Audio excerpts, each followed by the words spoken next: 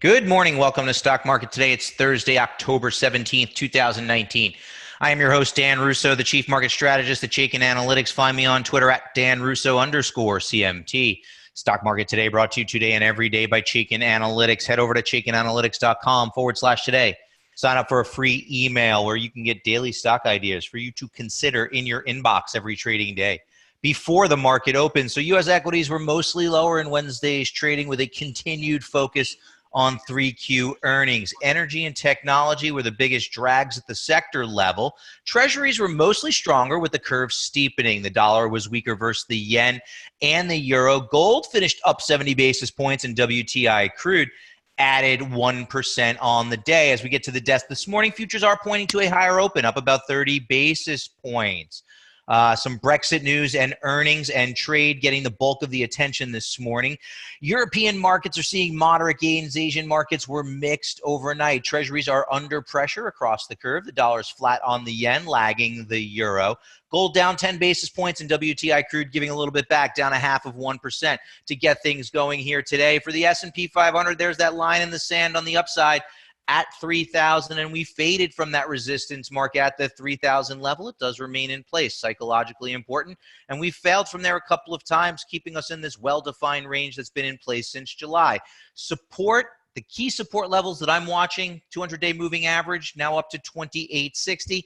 And then as I've been saying, the August lows near 28.20. RSI is holding bullish ranges for now above the 50 mark, but Chaikin money flow does remain on a bearish reading. So a little bit of a mixed signals here from the indicators as the index fades from resistance. Now, I will note futures have us trading back up near that 3,000 mark here this morning, and we'll see how that plays out as the day goes on. For now, we are still in the consolidation, but as I've been saying, I think the weight of the evidence supports an upside resolution into the end of the year. So what are we talking about in my note today?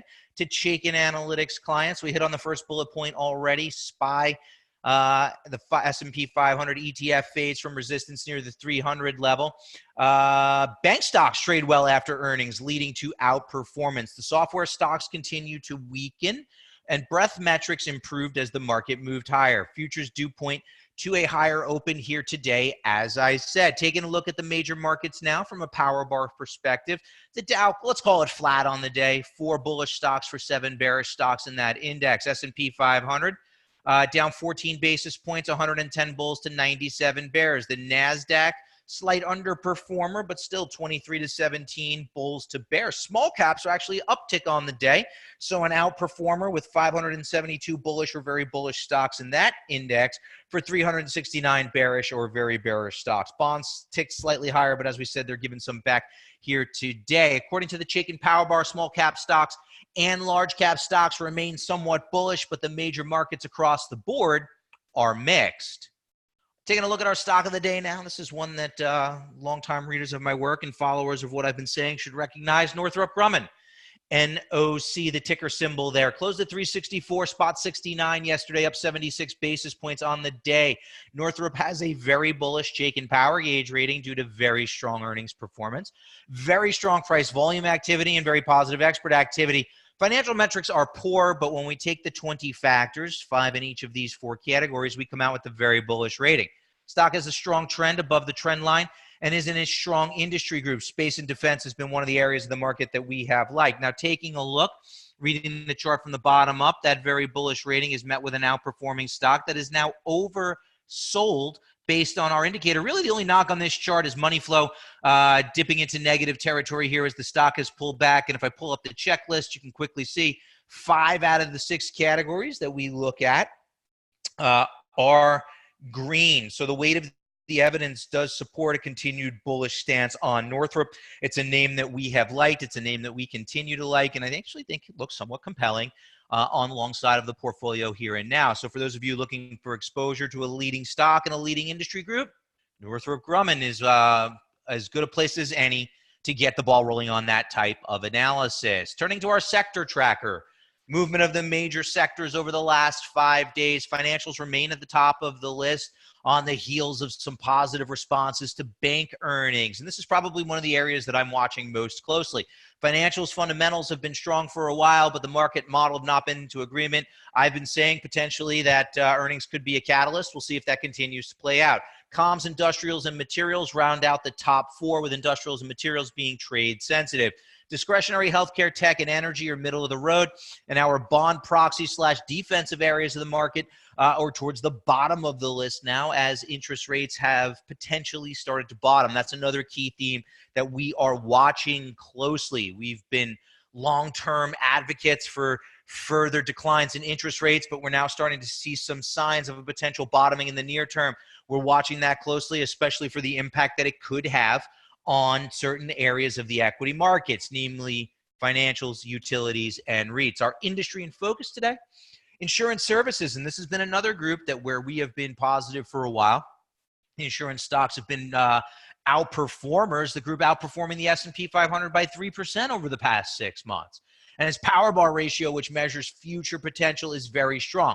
There are 19 bullish or very bullish stocks in this fund for only two bearish or very bearish stocks. Earns it a rank of number 3 of the 21 subsectors that we look at. And some of the indicative names there that you might want to consider after further analysis: Athene Holdings, ATH, very bullish rating. The Hartford Group, HIG, with a very bullish rating. And Allstate Corporation, you're in good hands. ALL has a very bullish Chaikin power gauge rating. And if we look at the ETF that tracks this insurance industry group, the ticker symbol there is KIE. We can see that it does have a very bullish ETF power gauge rating. Now, the trend is weak because it's below the declining or below the long-term trend line, but just barely so. Fund continues to be an outperformer relative to the market's been outperforming since late April, early May. Throughout that time frame, Chaikin money flow has been persistently bullish, right, with more intense bullish ratings than bearish ratings, on a slight bearish rating now.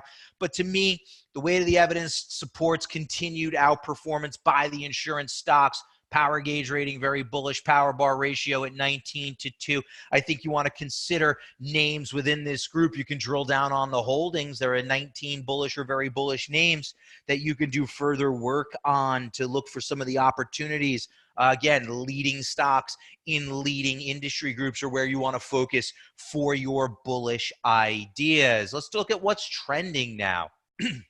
Yesterday's S&P 500 movers and shakers, the gainers and losers in the markets. McKesson, as well as ABC, the number 3 name on the list. Both of those names are higher. McKesson by 4.8%, ABC by 3.4% on news of a settlement around some opioid cases. So that alleviated a near-term overhang and some uncertainty around those stocks, which led to a bit of a relief rally. JB Hunt, JBHT, reported earnings. That sent that stock higher by 3.6%, but I think it was their commentary. They had some positive comments around the fourth quarter, which really led to the stock outperforming on the day. CPRI is a bullish stock that added 2.6% yesterday. Didn't see any company-specific news on that name to drive the outperformance. And Pulte Homes, along with the rest of the home builders, check out the home builders yesterday.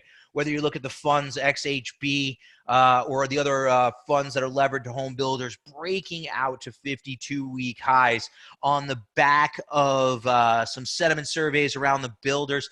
Highest level home builder sentiment since February 2018. That helped a name like Pulte Homes add nearly 2.5% yesterday. But if you drill down on the group, a lot of strength across the board. Check out XHB, traded at a 52-week high yesterday. On the loser side of the board, Alexion, ALXN, down 5% as they announced that they are buying Achillion.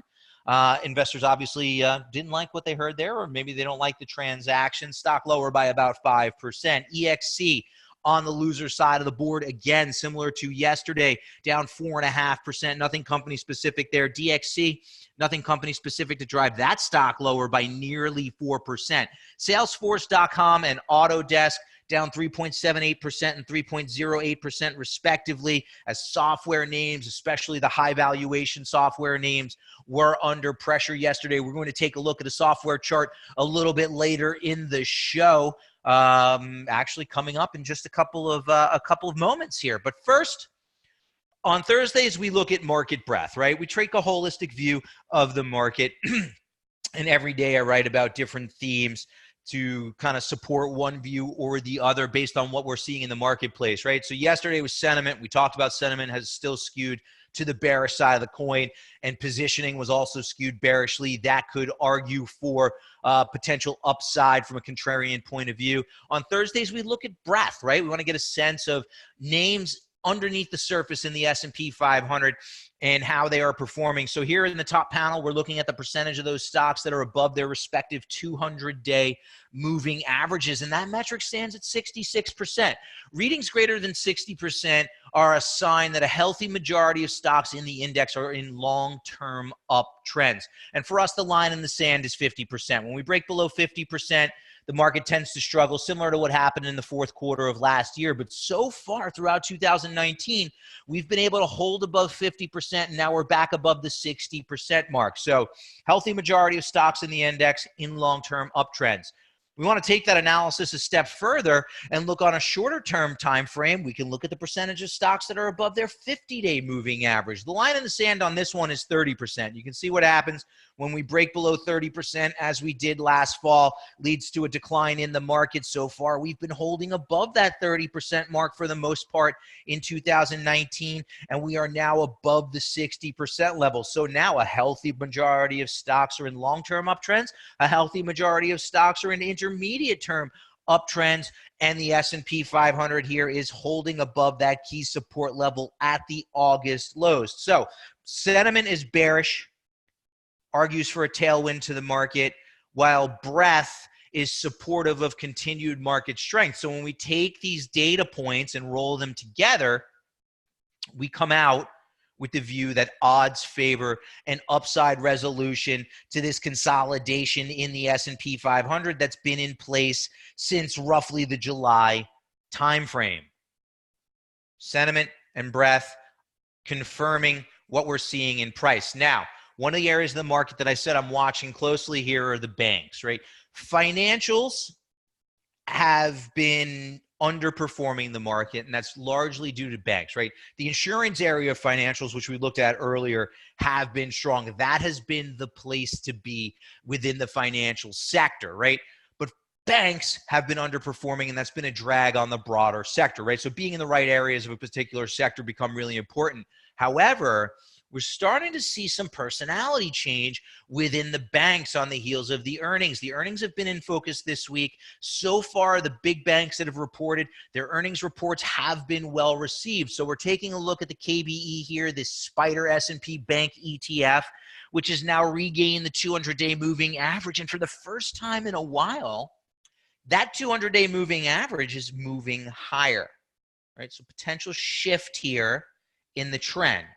At the same time, the RSI, so our measure of momentum, has put in a series of higher lows, indicating that the momentum to the downside may be shifting, right? Maybe less bearish could lead to some improvement. And if we look at KBE relative to SPY, you could see a clear downtrend since the May-June timeframe of last year, but we've now broken above that downtrend line and are continuing to work higher.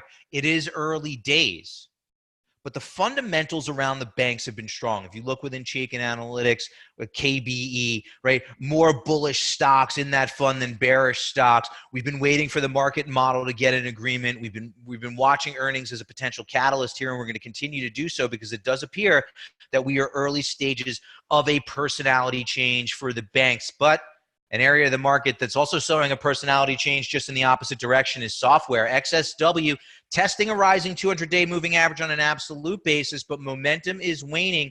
And on a relative basis, we have broken below support. And at the same time, the fund has a bearish ETF rating, 45 bearish stocks, 26 bullish stocks, hints at more downside to come.